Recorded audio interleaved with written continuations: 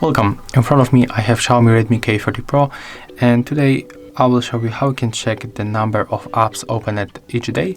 So at the first we have to go for the settings. Next we have to find digital well-being.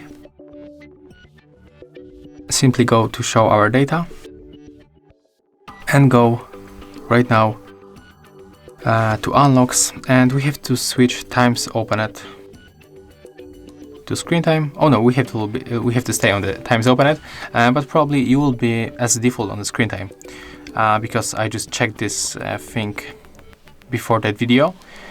And you have to switch to the times opened, and as you can see, when you scroll down, we can find how many times you open each app. So for example, we got the settings open at 29 times, Play Store 19, Google 12, Chrome 11, and the same for the Google Photos.